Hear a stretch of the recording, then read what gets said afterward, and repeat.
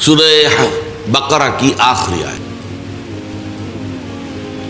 اس آیت میں پہلے تو ایک بہت بڑی خوشخبری ہے، اور یہ قرآن مجید میں کئی دفعہ آیا ہے یہ مضمون. لا یکلف اللہ نفسا الا وسعها. اللہ تعالیٰ ذمہ دار نہیں ٹھہرائے گا کسی بھی جان کو مگر اس کی وسعت کے مطابق. یعنی اللہ تعالیٰ کے ہاں سب کا حساب برابر نہیں ہوگا. حساب ہوگا اس صلاحیت، اس قدرت، اس طاقت کے حساب سے جو اللہ نے اسے دی ہے. اگر کسی کی وسعت کم ہے محاسبہ بھی ہلکا ہوگا.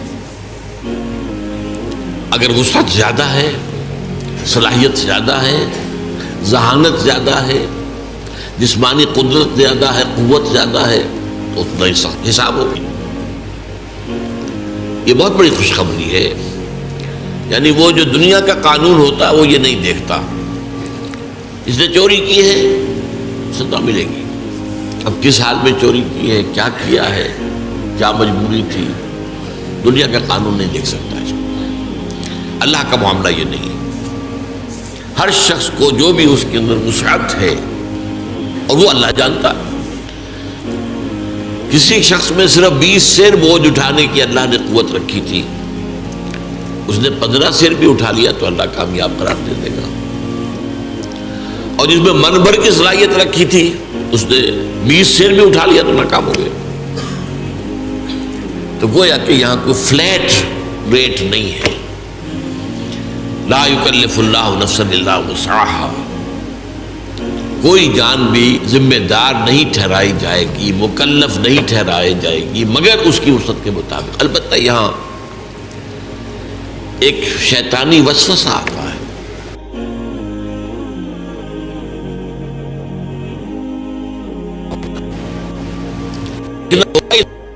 صلاحیت ظاہر ہو رہی ہے. اگر صلاحیت نہیں ہے تو دنیا میں بھی کامیابی نہیں ہونی چاہیے. دنیا میں تو آپ آگے سے آگے جا رہے ہیں اور دین کے لیے یہ کہتے ہیں میرے اندر صلاحیت نہیں، یہ دھوکہ ہے. تو اللہ جانتا ہے کس میں کتنی صلاحیت رکھی، اس کے حساب سے ہوگا معاملہ. اپنی امکانی حد تک آدمی کر گزرے بس. اللہ تعالیٰ کے اللہ کو معلوم ہے حساب کتنا ہے، کتنا لینا ہے، کیا ہم نے دیا تھا، کتنی قوت، کتنی ذہانت، کتنی صلاحیت، کتنی ہم نے دی تھی. لیکن اس شیطان کے دھوپے نہیں آنا چاہیے، بلکہ یہ دیکھا جائے گا اگر آپ دنیا میں کامیاب ہیں، آپ کی تجارت جو ہے پروان چڑھ رہی ہے، پھل پھول رہی ہے، یا اور آپ اپنے پیشے کے اندر ترقی کر رہے ہیں دن بدن، تو ظاہر بات ہے کہ صلاحیت ہے. اب اپنے آپ کو بری ٹھہرا دینا یہ کہہ کر کہ میرے اندر تو صلاحیت نہیں ہے، یہ غلط ہے، یہ دھوکہ ہے، یہ نفس کا دھوکہ ہے، شیطان کا دھوکہ ہے. تاہم قاعدہ اپنی جگہ یہی ہے، لا یکلف اللہ نفسا الا وسعها لہا ما کسبت وعلیہا ما اکتسبت. یہ لہا اور علیہا یہ میں نے بارہا آپ کو بتایا ہے کہ لام آتا ہے تو کسی کے حق میں جانے والی بات ہے، اور علی آ جائے تو کسی کے خلاف جانے والی بات ہے. القرآن حجت لک او علیک. قرآن یا تو حجت اور دلیل ہے تمہارے حق میں یا تمہارے خلاف. اس پر چلو گے، اس پر عمل کرو گے تو وہ تمہارے حق میں گواہی دینے والا ہوگا، اللہ سے سفارش کرے گا تمہاری. اور اگر تم اس کے خلاف چلو گے تو وہ حجت بن جائے گا، دیکھو یہ تم نے ہم نے بتا دیا تھا کہ نہیں تمہیں، اب وہ تمہارے خلاف دلیل بن جائے گا. القرآن حجت لک او علیک. یہی بات یہاں فرمائی، لہا ما کسبت وعلیہا ما اکتسبت. ہر نفس کے لیے، ہر جان کے لیے ہے وہی کچھ جو اس نے کمائی کی ہے، اور اسی پر وبال آئے گا اس کا جس کی کہ اس نے گناہ کی کمائی کی.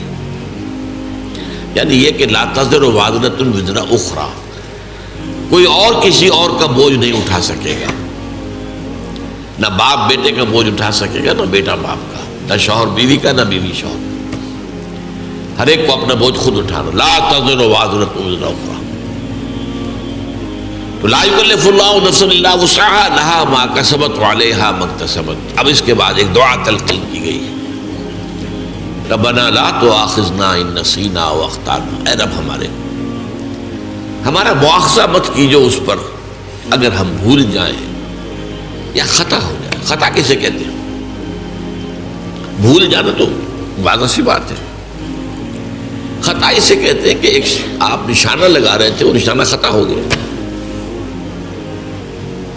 آپ نے تو نشانہ لگایا ہے لیکن وہ خطا ہو گیا. تو جو خطا ہو جائے اے اللہ اس پر ہم سے مواخذہ نہ کیجیے. ربنا لا تؤاخذنا ان نسینا واخطانا ربنا ولا تحمل علینا اصرا کما حملته على الذین من قبلنا. اور اللہ ہم پر مت ڈالیو وہ بوجھ جو تو نے ہم سے پہلوں پر ڈالا. اب یہاں اصل میں اشارہ ہے کہ شریعت موسوی بہت سخت تھی، شریعت محمدی کو بہت آسان کیا گیا.